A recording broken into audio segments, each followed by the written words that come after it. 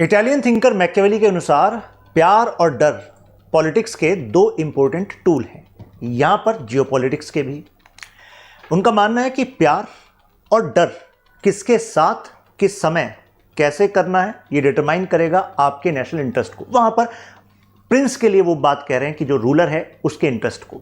ज़रा पहले प्यार वाले फेज़ की बात करते हैं, फिर डर वाले फेज़ की बात करेंगे। रिसेंटली आपने सुना होगा कि इंडिया की स्टॉक मार्केट डिक्लाइन में जा रही थी, उसके बाद उठना स्टार्ट हुई थी, दोबारा डिक्लाइन हो गई।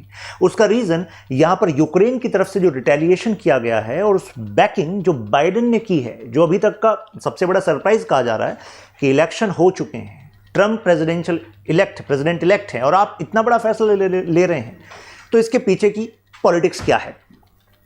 ये रिप्रेजेंट कर रहा है 1991-1992 वाले फेज को। यूएसएसआर से निकलकर यूक्रेन एक अलग देश बनता है और उस समय पर यूक्रेन के अगर मैं नंबर ऑफ न्यूक्लियर वॉरहेड्स के हिसाब से काउंट करूं तो तीसरा सबसे बड़ा देश था जिसके पास सबसे ज्यादा न्यूक्लियर वॉरहेड्स थे। आप कहेंगे कमाल लग रही है ये बात, तो करीब 1700 से ऊपर न्यूक्लियर वॉरहेड्स उस समय यूक्रेन की टेरिटरी में थे, जिस समय यूएसएसआर से अलग हुआ था, यूक्रेन अलग देश बना था। लेकिन उसके बाद यूक्रेन से कहा गया, रशिया ने कहा कि आप क्या करोगे इसका, आप फोकस करो पीस पर, आप फोकस करो ट्रैंक्विलिटी पर, मतलब शांति सम्मान सभ्यता, आप इस पर फोकस करो, शांति यानी कि पीस पर फोकस करो, इसी से आपको रेस्पेक्ट मिलेगी, सभ्यता। अरे अपनी इमेज ऐसी बनाओ कि आप न्यूक्लियर प्रोलिफरेशन की तरफ नहीं जाओगे। 1992 में लिस्बन प्रोटोकॉल साइन होता है जिसके तहत यूक्रेन एग्री कर देता है। यूक्रेन कहता है ठीक है, जो हमारे यहां पर न्यूक्लियर वेपन्स हैं, क्योंकि उस समय तो यूएसएसआर का पार्ट था, तो मॉस्को से ही सारी सरकार चलती थी, तो न्यूक्लियर वेपन का एक स्ट्रॉन्ग स्टॉक पाइल यूक्रेन में था। तो उन्होंने कहा ठीक है, हम अपने सारे के सारे न्यूक्लियर वेपन्स रशिया को दे देंगे।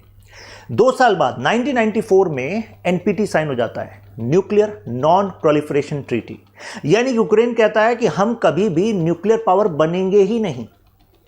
लेकिन कहा जाता है ना कि अच्छे समय में किए गए वादे, क्योंकि उस समय तो यूक्रेन वाज लाइक कि अपने को क्या टेंशन है, Russia was guaranteeing peace security, tension ही नहीं है। लेकिन बुरे समय में निभा दिए जाएं ये जरूरी नहीं है, क्योंकि सिचुएशन कभी भी चेंज हो सकती है। अब सिचुएशन कुछ ऐसे चेंज हो गई है, यूक्रेन ने पहली बार लॉन्ग रेंज मिसाइल से अटैक किया रशिया के अंदर, और ये लॉन्ग रेंज मिसाइल है किसकी, यूएसए की। इससे पहले यूएसए ये कह रहा था कि देखिए आपकी टेरिटरी के अंदर जो एडवांसमेंट कर रही है रशियन फोर्सेस, यानी कि आपकी तरफ बढ़ रही है, अगर आप अपनी टेरिटरी के अंदर उन पर अटैक करते हो हमारी मिसाइल से, कोई दिक्कत नहीं। लेकिन हमारी लॉन्ग रेंज मिसाइल, आप सोचो, ये अमेरिकन टैक्टिकल मिसाइल्स जिसको अटैकमास कहा जा रहा है, तो आप ऐसा नहीं कर सकते कि आप रशिया की टेरिटरी के अंदर उस वेपन को यूज कर देंगे। तो अभी तक ये था, लेकिन ये स्टांस बिल्कुल बदल गया है। लेकिन किस समय पर बदला है, सिचुएशन देखिए।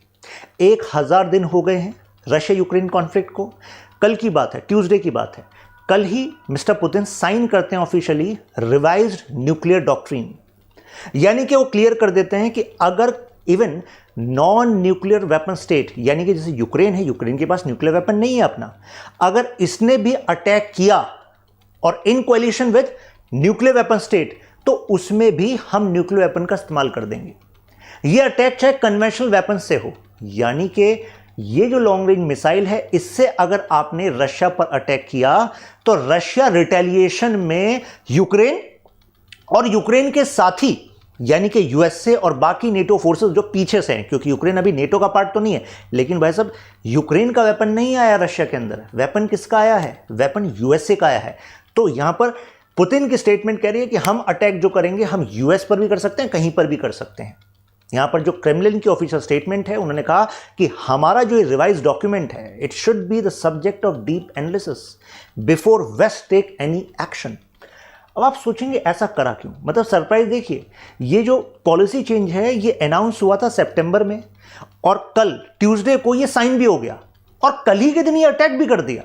तो पुतिन भी लाइक कि यार तुम सिंसियरली ले ही नहीं रहे हो। अब ये इतना बड़ा चेंज हुआ कैसे, देखिए यहां पर बाइडेन का स्टैंड बिल्कुल क्लियर था कि यूक्रेन को सपोर्ट करते रहना है, यूक्रेन को सपोर्ट करते रहेंगे तो हमारे लॉन्ग टर्म इंटरेस्ट जो है सिक्योर रहेंगे, क्योंकि यूरोप को सिक्योर करना यूएसए की जिम्मेदारी है। अब आप कहेंगे यार इतना दयालु क्यों हो रहा है यूएसए, दयालु नहीं है। जो डिफेंस इंडस्ट्रियल कॉम्प्लेक्स है भाई साहब, वो तभी तो चलता रहेगा जब वॉर होता रहेगा। है कि नहीं? अब इसमें ट्रंप का स्टैंड क्या है? ट्रंप का स्टैंड है I am going to resolve this war. तो भाई साहब अगर वॉर खत्म करने के लिए कहेंगे तो जाहिर सी बात है जो ये डिफेंस इंडस्ट्रियल कॉम्प्लेक्स है, जो इनका डीओडी है, डिपार्टमेंट ऑफ डिफेंस है यूएसए का, जो अपने आप में डीप स्टेट की तरह काम करता है, इवन प्रेसिडेंशियल ऑफिस पर इन्फ्लुएंस रखता है, तो इसका क्या होगा? क्योंकि इतना पैसा जो जाता है उसमें फ़ायदा इन सबको भी होता है। तो अब यहाँ पर ये कॉम्प्लिकेट कर रहे हैं situation to such a level कि ट्रंप को चैलेंज दे रहे हैं, आओ अब सुलझा लो इसको। ट्रंप कह रहे थे ना 24 घंटे में सुलझा देंगे, लेकिन अगर यूएसए की मिसाइल पहुंच गई है रशिया के अंदर तो भाई साहब रशिया भी रिटेलिएट करेगा कुछ, और जितना बड़ा रिटेलिएशन होगा उतना ही मुश्किल हो जाएगा ट्रंप के लिए इस मुद्दे को सॉल्व करना। अब आप में से कुछ लोग सोच रहे होंगे सर ये बाइडेन फैसला ले कैसे रहे हैं, क्योंकि चुनाव हो चुके हैं, वहाँ तो प्रेसिडेंट अब ट्रंप हो जाने चाहिए थे। नहीं, यूएस के सिस्टम में क्या होता है, आप जब चुनाव जीतते हैं तो आप प्रेसिडेंट इलेक्ट होते हैं, फिर उसके बाद 2 महीने तक ट्रांजिशन वाला पीरियड होता है जिसमें कि जो जाने वाले प्रेसिडेंट है वही रूल कर रहे हैं। लेकिन कोई ये एक्सपेक्ट नहीं कर रहा था आप इतना बड़ा फैसला ले रहे हैं। ये देखिए, अब यूक्रेन का कहना है हमने पता इसलिए किया है क्योंकि अगस्त में हमने इंकर्शन कर लिया था रशिया के इस वाले एरिया में, तो यानी कि यहां पर इस वाले एरिया में आपका यूक्रेन का पार्ट रशिया के कब्जे में है, लेकिन यूक्रेन को मौका मिला कि भाई हम भी रशिया का थोड़ा सा एरिया कब्जा लेते हैं, कर्स्क रीजन। यहां पर 11,000 के आसपास नॉर्थ कोरिया के ट्रूप्स भी आ रहे हैं, तो कहा जा रहा है कि बाइडेन ने शायद इस वजह से करा है कि अच्छा रशिया नॉर्थ कोरिया तुम साथ हो रहे हो तो चलो अब हम यूक्रेन को और ज़्यादा सपोर्ट दे देते हैं कि अब वो हमारी लॉन्ग रेंज मिसाइल का इस्तेमाल आपके देश के अंदर तक करेगा। अब आप कहेंगे कि यार ये यूक्रेन इस वाले एरिया को कब्जा कर बैठा क्यों है? Bargaining chip. USA is like कि ठीक है बनाकर बैठे रहो, क्योंकि जब तक तुम अपनी कुछ काबिलियत शो नहीं करोगे तो पीछे से यूरोपियन यूनियन के अदर देश या यूएसए ये आपको फंड कैसे करेंगे, क्योंकि दाव तो भाई उस पर लगाया जाता है जिसकी जीतने की संभावना हो, तो इससे वो अपनी जीतने की संभावना बढ़ा रहे हैं। इससे पहले इन्होंने एग्री नहीं किया था, ये आपको बता दिया, लेकिन अभी ये सरप्राइजिंग चेंज किया। अभी इसके अंदर के और रीजंस भी आपको पता लगेंगे। अभी जो न्यूक्लियर डॉक्ट्रिन उन्होंने चेंज करी है तो आपको बता दिया कि नॉन न्यूक्लियर जो स्टेट है यानी यूक्रेन, उस पर भी न्यूक्लियर अटैक ये कर सकता है। तो ये जो इनकी कन्वर्सेशन है, आपको नहीं लग रहा कि ये शायद यूक्रेन के भविष्य के लिए और ज़्यादा मुश्किलें साबित कर सकती हैं? अब इनका ये कहना है कि देखो यूएसए आप नेटो के पार्टनर हो, लेकिन हम यूएसए या फिर यूएसए के कहीं भी जो बेसेस हैं यूरोप में उन पर कहीं पर भी अटैक कर सकते हैं, लेकिन अगर ऐसा किया तो नेटो का जो आर्टिकल 5 है वो एक्टिवेट हो जाएगा। और आर्टिकल 5 एक्टिवेट होने का मतलब है कि नेटो के जो सभी देश हैं वो अब साथ आ सकते हैं टू अटैक ऑन रशिया। कितने लोगों को ये बात कनेक्ट हो रही है कि भाई रशिया यूक्रेन वॉर के बाद कई बार कहा गया कि यार ये वर्ल्ड वॉर 3 ना बन जाए, लेकिन रशिया और यूक्रेन आपस में अकेले लड़ रहे थे। पीछे से पैसों से हथियारों से बैकिंग हो सकती थी, लेकिन किसी देश की दूसरी फोर्स रशिया के फेवर में उतरी नहीं थी, जैसे कि ना चाइना उतरा। लेकिन नॉर्थ कोरिया की 11,000 के आसपास के ट्रूप को भेजना रशिया, तो ये कहा जा रहा है कि यार ये तो एक तरीके से स्टेप अप हो रहा है वॉर, वो डिक्लाइन नहीं हो रहा है। और अगर यहां पर न्यूक्लियर रिटेलिएशन रशिया कर देता है तो और नेटो को फोर्सेस को आना पड़ेगा, मतलब क्योंकि वो केवल अब यूक्रेन पे नहीं, वो यूक्रेन के साथ साथ जो भी कोalition के पार्टनर हैं उन पर भी अटैक कर सकता है। ये बात अभी की जो न्यूक्लियर डॉक्ट्रिन है वो कह रही है। तो आपको नहीं लगता now it is a possibility that multiple Nations can come together and get into the conflict? जब भी दुनिया में बड़े कॉन्फ्लिक्ट हुए हैं तो actually 3 scholarly point of view आए हैं। एक तो होते हैं लिबरल्स, वो कहते हैं नहीं यार वॉर नहीं होने वाला, क्या बात करें वर्ल्ड वॉर, गए वो जमाने, वो वर्ल्ड वॉर 1 वर्ल्ड वॉर 2 का टाइम था जब दुनिया इतनी इंटरकनेक्टेड नहीं थी। तो अब कहां से ये कॉन्फ्लिक्ट हो जाएगा, अब कहां से न्यूक्लियर वॉर वाली पॉसिबिलिटी यूरोप में हो जाएगी? अब तो यूरोप जोन ऑफ पीस है। लेकिन फिर रियलिस्ट पर्सपेक्टिव वाले स्कॉलर्स कह रहे हैं देखो जब वर्ल्ड वॉर 2 हुआ था ना तो उस टाइम पर भी किसी ने सोचा नहीं था, वर्ल्ड वॉर 1 हुआ था उस टाइम पर भी सोचा नहीं था कि ये वॉर इतना एस्केलेट हो जाएगा। और लिबरल वाले कह रहे हैं कि नहीं देखो इस वजह से नहीं हो पाएगा, सुनो बात को, क्योंकि अब ना कॉम्प्लेक्स इंटरडिपेंडेंस की थ्योरी वर्क कर रही है। इसका मतलब अब दुनिया ना एक दूसरे पर बहुत ज्यादा निर्भर है, तो अगर वॉर हो गया ना तो मेजर इकोनॉमिक क्राइसिस हो जाएंगे। इस पर रियलिस्ट कहते हैं लेकिन कोई भी बड़ा बदलाव बिना बड़े क्रैश के बिना होता नहीं है। यानी कि दुनिया में इस समय एक मेजर ग्लोबल चर्निंग चल रही है। आप इसको केवल रशिया यूक्रेन का कॉन्फ्लिक्ट ना माने, आप इसको ऐसा देखें कि Russia, China, Iran, North Korea, ये एक एक्सिस प्रेजेंट कर रहा है, axis which want to change the world order, यानी कि दुनिया किन नियमों से चलेगी, किन ग्लोबल इंस्टीट्यूशन से चलेगी, उसमें भारी बदलाव चाहते हैं ये देश। ये चाहते हैं कि ये इंस्टीट्यूशंस यूएसए और कुछ वेस्टर्न यूरोपियन नेशंस के हिसाब से ना चले। लेकिन बड़ा बदलाव आने के लिए कैटलाइज करने वाला मोमेंट चाहिए होता है, एक वाटरशेड मोमेंट चाहिए होता है। तो रियलिस्ट पर्सपेक्टिव वाले कह रहे हैं कि भाई वो वाटरशेड मोमेंट ये हो सकता है। तो आप सोचेंगे कि जब ये वाटरशेड मोमेंट हो सकता है तो फिर यूएसए ऐसी गलती कर क्यों रहा है? जब यूएसए को पता है कि भाई इससे अगर वॉर एस्केलेट हुआ, यूरोप में वॉर जोन बन गया, क्योंकि न्यूक्लियर डॉक्ट्रिन अभी चेंज हुई है, तो कहीं ऐसा ना हो कि यूएसए के लिए मुश्किलें साबित हो जाए। ये जो देश हैं जो अभी थोड़े अलग थलग हैं, ये और ज़्यादा साथ आ जाएं, यानी कि जो एंटी वेस्ट अलायंस है दुनिया की, वो सारे देश एक साथ आ जाएं। तो जो अभी खुलकर नहीं बोल रहे थे वो साथ आ गए। तो जो बदलाव वो लाना चाह रहे हैं दुनिया में, रशिया, ये नॉर्थ कोरिया, ईरान, ये सब मिलकर जो लाना चाह रहे हैं, वो तो एक्सेलरेट हो जाएगी चीज़ें। फिर ये कॉमन फाइनेंशियल इंस्टीट्यूशन जो बनाना चाह रहे थे, करेंसी लाना चाह रहे थे, जैसे ब्रिक्स करेंसी की बात चल रही थी, ये और ज़्यादा तेज़ी से हो जाएगा। तो रशिया को भी तो ऐसी मोमेंट का फिर इंतज़ार है कि भाई जब तक ये यूएसए का डोमिनेंस रहेगा, ये डॉलर का वेपन की तरह इस्तेमाल करता रहेगा। 300 बिलियन डॉलर प्लस के जो एसेट्स थे उसको फ्रीज करके बैठा है रशिया के। तो इसका मतलब है कि वंस एंड फॉर ऑल, मतलब एक बार में अब इस सिस्टम को अगर क्लचेस से छुड़ाना है, यानी कि यूएसए के पंजे से छुड़ाना है, तो फिर हो जाए ये वाटरशेड मोमेंट। तो आप सोचेंगे सर इससे तो लेकिन रशिया और इन सबको फायदा है ना, लेकिन यहां पर यूएसए को भी फायदा है, क्योंकि फायदा अल्टीमेटली किसको होगा? वो तो भाई मेजर कॉन्फ्लिक्ट अगर हो गया तो उसके बाद डिसाइड होगा, लेकिन इस कॉन्फ्लिक्ट के बने रहने से यूएसए को फायदा है। क्यों फायदा है? इस समय आपने सुना होगा कि फ्रांस अपने सुर गा रहा था। फ्रांस वाज सेइंग कि यूरोप की अपनी आर्मी होनी चाहिए, why we should toe the line of USA. लेकिन अगर फ्रांस, ब्रिटेन, जर्मनी अगर ये एकात्म नहीं दिखा रहे, means they are not actually representing themselves as one bloc, NATO के पार्ट तो बन गए लेकिन फिर भी एक सुर में नहीं बोल रहे। न्यूक्लियर प्लानिंग की मीटिंग थी नेटो की, उसमें फ्रांस नहीं गया। चाइना जब क्रिटिकल आर्गुमेंट दे रहा है, जब रशिया क्रिटिकल आर्गुमेंट दे रहा है, तो फ्रांस का कोई जवाब नहीं आ रहा। तो इसका मतलब है कि यूएसए का जो स्टेटस, जो यूएसए प्रेजेंट करता है दुनिया को कि पूरा यूरोप इसके साथ है, शायद साथ ना हो। तो अगर यूरोप को साथ लाना है तो यूरोप में डर भी जरूरी है। और यूरोप में डर फैलाएगा कौन? Mister Putin. और मिस्टर पुतिन फैलाएंगे कब? जब उनके घर में होगा अटैक, और अटैक भी कहां? ईस्टर्न साइड पे। ये देखिए, ये कर्स्क रीजन के जस्ट ऊपर वाले एरिया में हुआ है यहां पर। और इसमें जहां पर ये हुआ है अभी कल की जो बात है, करीब समझ लीजिए कि यूक्रेन से 100 किलोमीटर अंदर है, रशिया की टेरिटरी में। और यहां पर ये एम्यूनेशन का वेयरहाउस बना हुआ था जहां पर ये अटैक हुआ है। और उससे कुछ ज्यादा दूर नहीं है मॉस्को। जैसे ये देखिए, ये इस वाले रीजन में हुआ है और ये है कर्स्क रीजन। तो यानी कि क्यों ये अटैक कर रहे हैं? कि जहां से नॉर्थ कोरिया, रशिया की फोर्सेस अपने आप को स्ट्रांग करें, तो हम शो कर दें अपनी कैपेबिलिटी, देखो हम तुम्हारे हथियार को खत्म कर रहे हैं। और मॉस्को इस साइड है। ये वाला जो रीजन है ये रशिया के लिए इकोनॉमिकली इंपॉर्टेंट है। समझ लीजिए कि रशिया की इकोनॉमिक लाइफलाइन इस रीजन में है। तो वहां पर अगर ये लॉन्ग रेंज मिसाइल का इस्तेमाल करने लग गया यूक्रेन, वो भी यूएसए की एंड अदर फोर्सेस की, तो भाई साहब फिर तो सिचुएशन एस्केलेट करने के अलावा रहेगा क्या? तो यानी कि बाइडेन ने जो ये अलाउ किया है एज अ सरप्राइज मूव, इसके पीछे एक ये लॉन्ग टर्म स्ट्रेटेजी हो सकती है। लेकिन फिर पॉइंट ये आता है कि नेटो ऐसे न्यूक्लियर एस्केलेशन के लिए तैयार कहां तक है? भाई कहां तक तुम तैयार हो?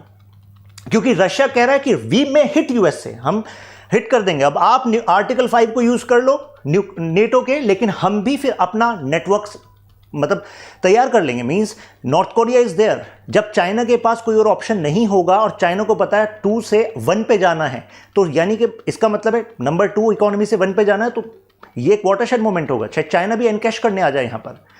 फिर जो कॉम्प्लेक्स इंटरडिपेंडेंस की थ्योरी वाले हैं वो कहेंगे नहीं नहीं, चाइना ऐसा नहीं करेगा, रशिया ऐसा नहीं करेगा।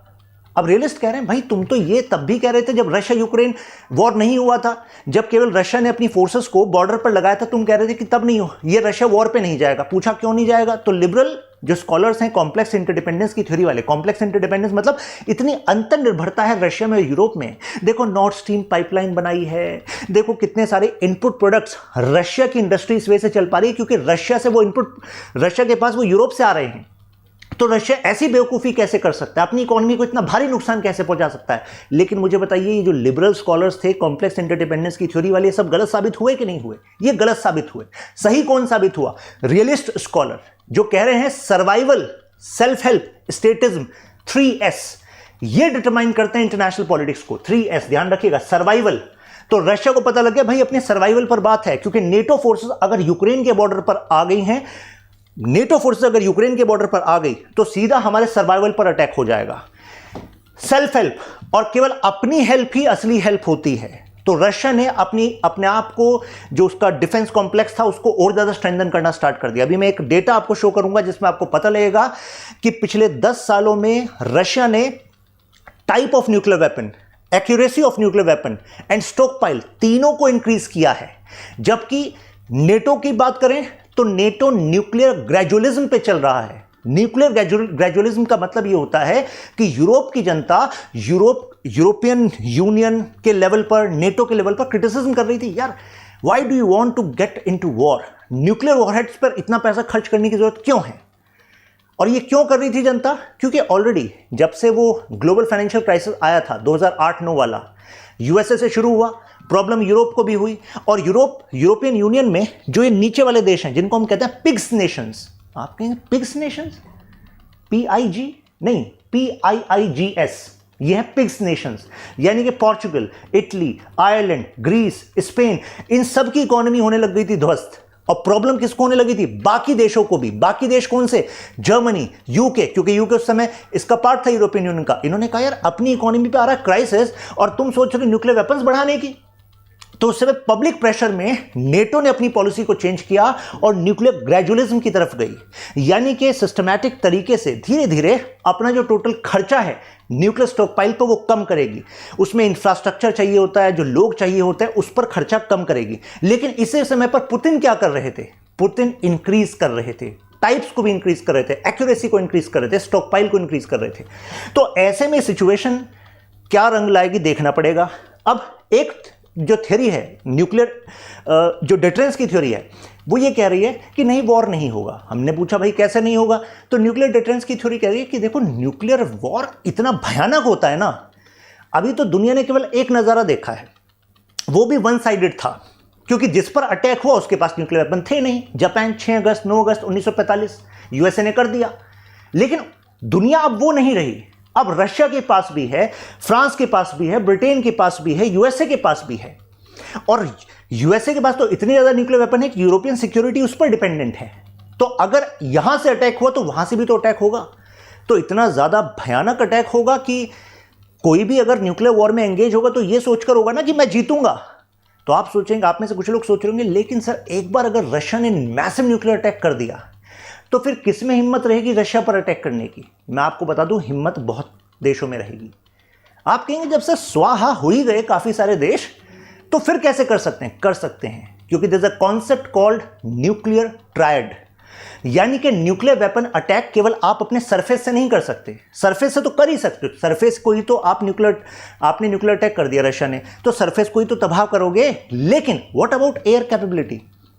What about untethered nuclear bases, यानी कि ऐसे न्यूक्लियर बेसिस जिसके बारे में रशिया को पता ही नहीं है, जो ऐसे हैं जैसे हाईवे की स्ट्रिप का इस्तेमाल कर रहे हैं, ऐसे न्यूक्लियर बेसिस हैं, आप आइडेंटिफाई नहीं कर सकते। उनका क्या होगा? आप कहोगे सर मान लीजिए देश ही तबाह कर रहा है, फिर वो स्ट्रेटेजिक न्यूक्लियर वेपन का इस्तेमाल कर रहा है रशिया। फिर उसके बाद ट्रायड में एक तो सरफेस है, एयर है, चलो आपने एयर सपोर्ट को भी आप तबाह करवा रहे हो। लेकिन थर्ड है सबमरीन बेस्ड, सी बेस्ड।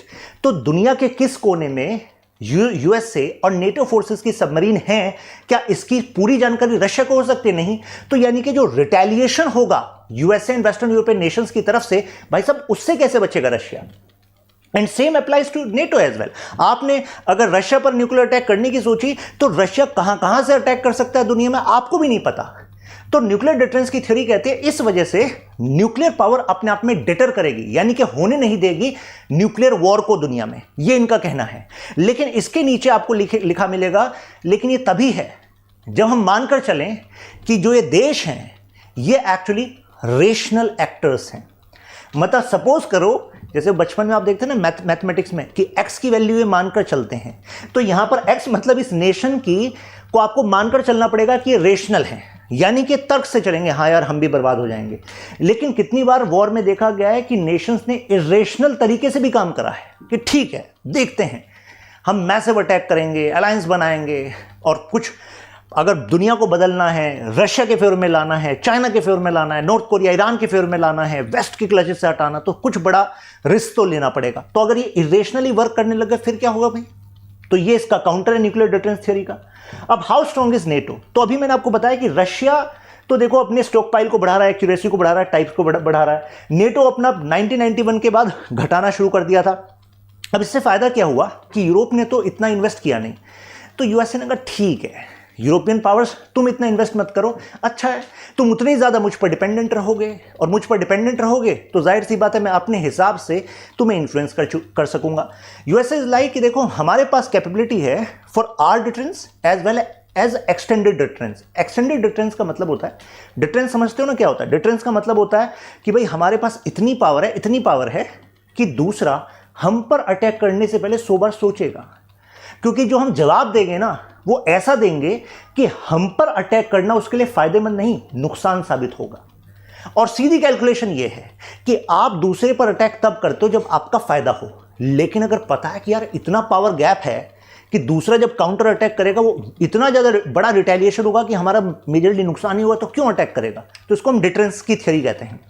अब ये एक्सटेंडेड डिटरेंस का मतलब होता है कि आप अपना तो डिटरेंस रखते ही हो, लेकिन आप एक्सटेंड भी कर सकते हो डिटरेंस, जैसे कि यूएसए करता है। यूएसए कहता है हम खुद के लिए तो सिक्योर हैं ही, ठीक है, तुम्हारे लिए भी सिक्योरिटी पैदा कर देंगे, मतलब तुम्हारी भी सिक्योरिटी हमारी जिम्मेदारी। किसकी सिक्योरिटी? वेस्टर्न यूरोप की भी प्लस मिडिल ईस्ट के एलाइज की भी। लेकिन अभी ये भी क्वेश्चन करने लग गए हैं जो मिडिल ईस्ट के एलाइज हैं कि क्या वाकई यूएसए हमें न्यूक्लियर सिक्योरिटी प्रदान कर सकता है? तो आप कहेंगे सर अगर कैपेबिलिटी है तो कर सकता है। नहीं, ऐसा नहीं है। कैपेबिलिटी है लेकिन विल हो आपके सपोर्ट में उतनी ही जरूरी नहीं। जैसे कि फ्रांस का एग्जांपल मैंने दिया, फ्रांस भले ही न्यूक्लियर वेपन स्टेट है, लेकिन फ्रांस ने क्लियर कट कभी किसी ऑफिशियल कम्युनिके में नहीं कहा कि अभी जो न्यूक्लियर प्लानिंग ग्रुप में वो शामिल नहीं हो रहा कि अगर यहां पर न्यूक्लियर एस्केलेशन होता है तो वो भी न्यूक्लियर वॉर में शामिल होगा, क्योंकि हर देश को अपनी पड़ी है। तो कहीं ऐसा ना हो जाए बाद में हो गए कि ठीक है जी देखो हम कन्वेंशनल वेपन्स तक तो ठीक हैं, लेकिन देखो न्यूक्लियर वॉर में हमें एंगेज नहीं होना, फिर क्या होगा? तो नेटो यूरोपियन पब्लिक ओपिनियन की वजह से इन्होंने तो फोकस किया नहीं इस बात पर कि भाई चलो रशिया इंक्रीज कर रहा है तो हमें भी अपनी कैपेबिलिटीज़ को फर्दर इंक्रीज करना पड़ेगा। ये ज़्यादा नेटो में भी किस पे डिपेंडेंट रहे? यूएसए पर रहे। अब रशिया की भी यहाँ पर मिसकैलकुलेशन हो सकती है। अब एक फेमस स्कॉलर हुए मिस्टर केनेट की, उनका कहना है कि मेजर जो वॉर्स दुनिया में हुए हैं they are connected to miscalculation, misinformation, miscommunication. 3 बातें बताई मैंने आपको। क्या कहा? कि एक तो मिसकैलकुलेशन है, आपको दूसरे की ताकत का सही अंदाजा नहीं हो पाता, मिसकैलकुलेशन कर लेते हो, मिस इंफॉर्मेशन रहती है, इस वजह से वो मिसकैलकुलेशन हो जाती है, और मिसकम्युनिकेशन है, सही बातचीत नहीं हो पाती दोनों पावर में, तो इस वजह से फिर वॉर हो जाते हैं। आप कहेंगे यहां पर हम रशिया के लिए क्यों कह रहे हैं? अरे सबसे बड़ा एग्जांपल यूक्रेन। जब रशिया यूक्रेन वॉर सन 2022 में फरवरी में शुरू हुआ, क्या लग रहा था आप लोगों को? ये लग रहा था ना अरे 15-20 दिन की बात है, सेटल हो ही जाएगा। मतलब रशिया तो इतने कॉन्फिडेंस में था, वॉर कह ही नहीं रहा था, कह रहा ये तो स्पेशल मिलिट्री ऑपरेशन है। देखिए स्पेशल मिलिट्री ऑपरेशन, 1000 दिन हो गए इस स्पेशल मिलिट्री ऑपरेशन को। इसकी वजह से फूड क्राइसिस हो गया नॉर्दर्न अफ्रीका में, यहां पर हमारे स्टॉक मार्केट पे इसका इन्फ्लुएंस पड़ रहा है, फ्यूल प्राइसेस हाई हो गए, ये आपके स्पेशल मिलिट्री ऑपरेशन में, राइट? तो मिसकैलकुलेशन रही आपकी। आप सोचेंगे कि सर मिसकैलकुलेशन क्यों रही? मिसकैलकुलेशन इस वजह से कि यूक्रेन तब तक नेटो का पार्ट बना नहीं, तो नेटो फोर्सेस यूक्रेन को बचाने आएंगी, ये बात साबित नहीं होती। फिर रशिया ने सोचा कि अपनी जो न्यूक्लियर पावर है मैं उसको शो करूंगा, मैं ये धमकी दूंगा कि अगर कोई भी वेस्टर्न पावर यूक्रेन के सपोर्ट में आई तो सीधा मैं न्यूक्लियर पावर का इस्तेमाल करूंगा। न्यूक्लियर डॉक्ट्रिन को चेंज नहीं किया था तब तक, लेकिन न्यूक्लियर वेपन्स को शो कर रहे थे। तो सोचा कि इससे बात बन जाएगी, यूएसए, यूरोपियन नेशन ये सब दूर हट जाएंगे, फिर कोई दिक्कत नहीं होगी। लेकिन ऐसा हुआ नहीं। इन देशों ने कहा कि चलो हम अपने ट्रूप्स को नहीं भेज सकते, लेकिन हथियार, पैसा, ट्रेनिंग ये सब तो दे सकते हैं। तो एग्जैक्टली वही इन्होंने किया। यूएसए का दिमाग देखिए, इनको फॉरेन एड दे रहा है, ठीक है, $70 बिलियन की एड सप्लाई कर दी है जी। आप कहोगे क्या बात है, वाह कितना दानवीर है। लेकिन वो जो एड है वो यूक्रेन में आई, लेकिन किसके डिफेंस कॉन्ट्रैक्टर्स हैं जिनको एड का फायदा मिल रहा है? यूएसए के।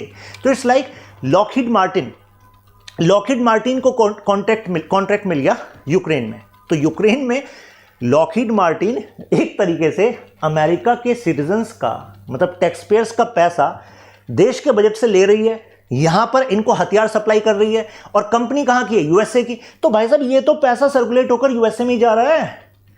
और इवन यूरोपियन फॉरेन एड भी जो आ रही है उसमें भी majority of defence contractors who are earning money are from US. तो पैसा अगर यूएस में ही जा रहा है तो फाइनली जब कंपनियां प्रॉफिट कमाती हैं तो फायदा किसका होता है? भाई इन्हीं का फायदा होता है। टैक्स भी फिर गवर्नमेंट वहां पर वसूल लेती है।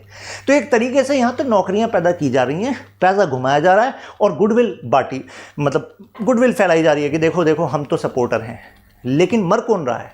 मरते हैं वो लोग जो ग्राउंड पर हैं, यूक्रेन के लोग जो देख रहे हैं वाह बाइडेन हम तो जिंदगी भर आपका एहसान नहीं चुका पाएंगे। लेकिन अगर वो समझें इकोनॉमिक रिलेशंस को, समझें जियोपॉलिटिक्स को, तो पता लगे कि खेल क्या है। खेल के वो तो केवल प्यादे हैं। अब न्यूक्लियर डोजिंग रशिया कर सकता है। आप कहेंगे ये क्या है? देखिए दो तरीके के न्यूक्लियर वेपन्स होते हैं, एक होता है स्ट्रेटेजिक, एक होता है टैक्टिकल। स्ट्रेटेजिक जैसे जापान का एग्जांपल है, वो स्ट्रेटेजिक न्यूक्लियर वेपन था, यानी कि उसमें मिलिट्री, सिविलियन कोई भी पॉपुलेशन हो, शहर के शहर तबाह हो जाते हैं, उसको हम कहते हैं स्ट्रेटेजिक न्यूक्लियर वेपन। दूसरे होते हैं टैक्टिकल न्यूक्लियर वेपन। तो टैक्टिकल न्यूक्लियर वेपन छोटे होते हैं, ये स्पेशली मिलिट्री पर इस्तेमाल किए जाते हैं, कुछ रास्तों पर इस्तेमाल किए जाते हैं जहां से मिलिट्री आपकी तरफ आ रही हो, जिससे कि आप एरिया डिनायल टेक्निक का इस्तेमाल कर सकें। यानी कि अगर आपने न्यूक्लियर अटैक कर दिया, मिलिट्री पर्सनल्स यूक्रेन के आपकी तरफ आ रहे थे, जैसे कर्स्क रीजन में अगस्त में एंट्री कर गए, तो अब वहां तो वो मिलिट्री पर्सनल तो जाएंगे, प्लस कुछ समय के लिए उस एरिया का इस्तेमाल ये मिलिट्री पर्सनल क्या उस रूट का इस्तेमाल कर पाएंगे? नहीं कर पाएंगे। तो इसको कहते हैं टैक्टिकल न्यूक्लियर वेपन। और इसी को जब हम यूज करते हैं तो उस तरीके को कहते हैं न्यूक्लियर डोजिंग। डोज की तरह मतलब दे रहे हैं एक तरीके से न्यूक्लियर वेपन। लिबरल, रियलिस्ट और सोशल कंस्ट्रक्टिविस्ट, ये तीन पर्सपेक्टिव से आज इस जियोपॉलिटिक्स के कॉम्बिनेशन को हम देख सकते हैं। लिबरल पर्सपेक्टिव कहता है कि देखो अभी ये वॉर चलता तो रहेगा, लेकिन ऐसा कोई नहीं है कि मेजर कॉन्फ्लिक्ट एस्केलेट होगा। रियलिस्ट कह रहा है कुछ भी हो सकता है। जब नॉर्थ कोरिया के किम जोंग उन ने भेज दी हैं फोर्सेस, तो ऐसे में वहां से भी अगर आ गई फोर्सेस यूक्रेन के सपोर्ट में, तो भाई साहब फिर एस्केलेट जो वॉर होगा वो दो देशों के बीच के नहीं होगा, फिर multiple nations are going to come into picture.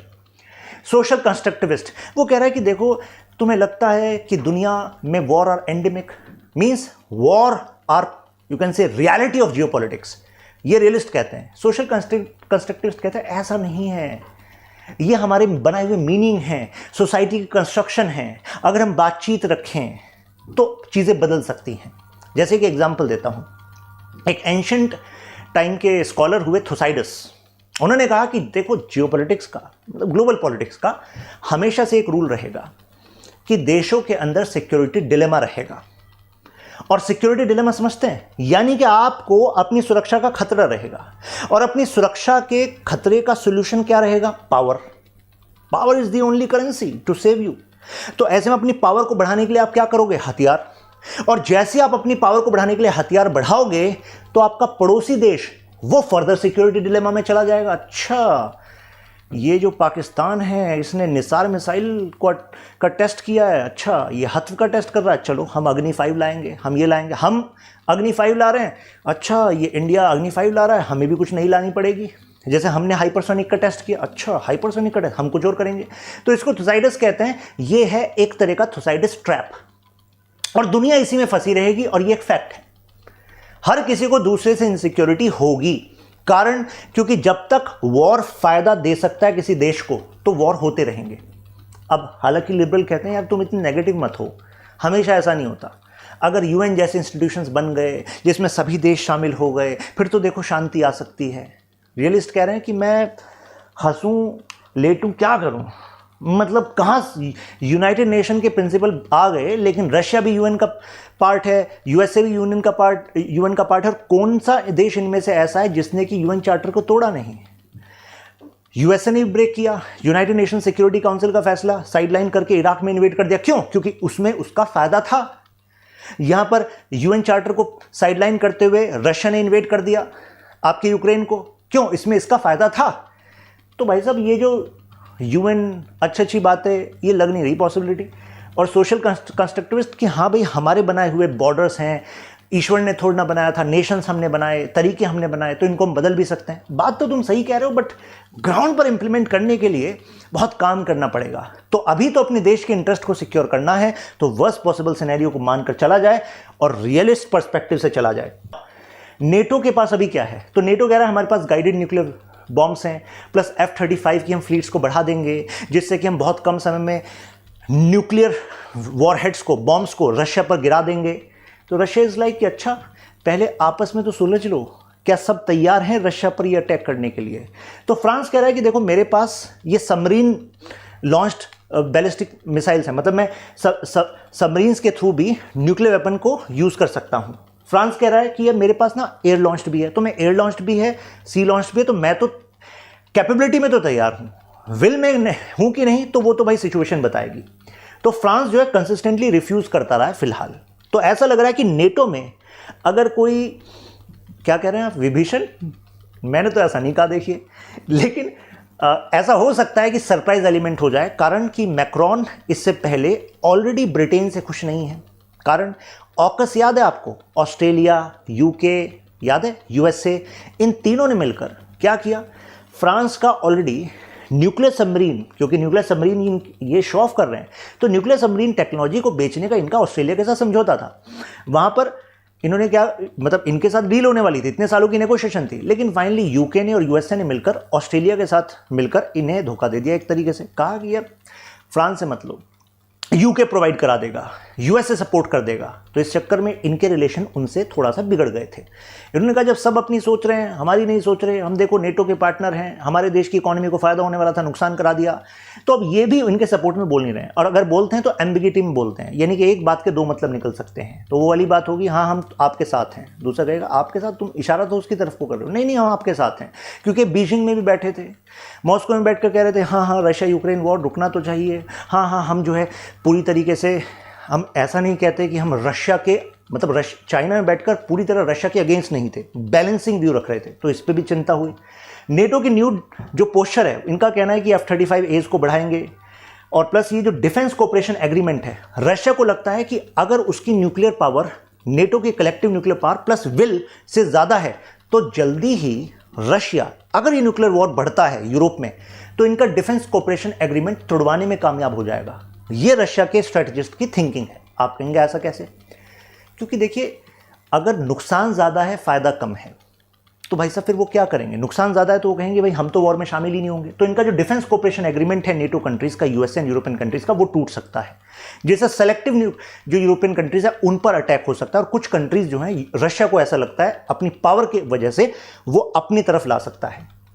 Plus इनका कहना है कि हम DOBs एंड UOBs बढ़ा देंगे, जो आपको बताया था ना अभी, ये बेसिकली डिस्पर्सल ऑपरेशन बेसिस। इसका मतलब ये होता है कि नेटो की स्ट्रेटजी होगी कि वो अपने जो एसेट्स हैं, जैसे एयरक्राफ्ट हैं, हैवी आर्टिलरी हैं, वो एक जगह नहीं रखेगा, वो कुछ ऐसे छोटे छोटे बेसिस रखेगा जिससे कि वो जगह जगह फैले रहें। इस टेक्निक का इस्तेमाल पहले भी ये कोल्ड वॉर के दौरान कर चुके हैं।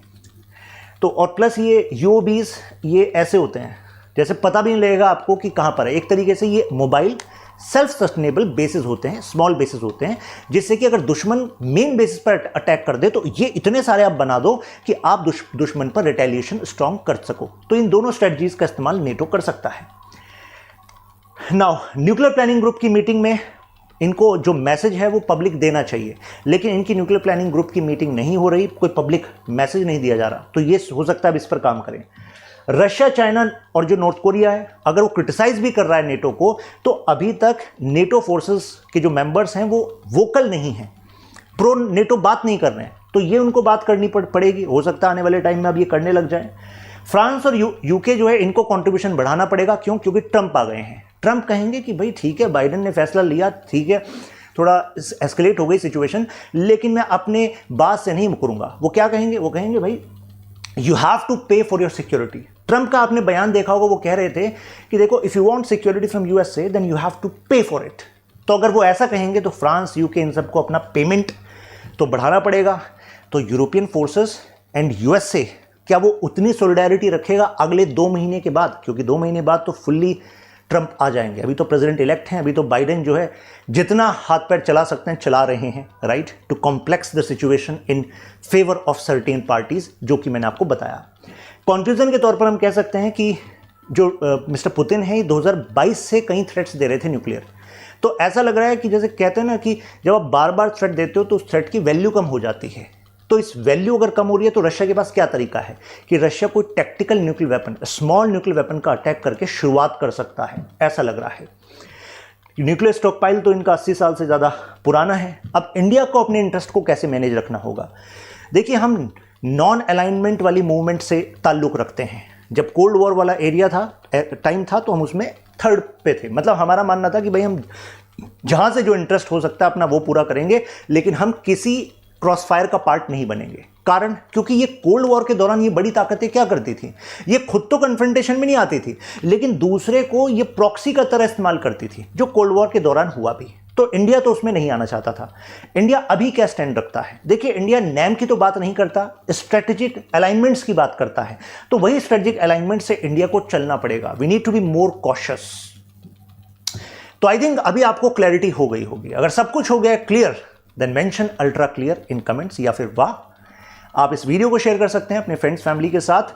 यूपीएससी से क्या क्वेश्चन पूछेगी ये पूछ सकती है। Examine the challenges related to nuclear policy और posture changes by Russia on global politics. Also highlight the India's nuclear policy. India की न्यूक्लियर पॉलिसी भी काफ़ी इंटरेस्टिंग है। मतलब पिछले कुछ सालों में इंडिया ने भी सिग्नल दिए हैं अपनी न्यूक्लियर पॉलिसी को चेंज करने के। अगर आप इस पर भी डिटेल एनालिसिस चाहते हैं, you can just drop me a message in comment. I read each and every comment. हम इस पर भी वीडियो लेकर आएंगे। यहाँ पर आप मेरे साथ कनेक्ट हो सकते हैं। Shashank Tyagi for you, Telegram, Instagram, PDF updates यहाँ पर होते रहते हैं। तो you can directly connect here.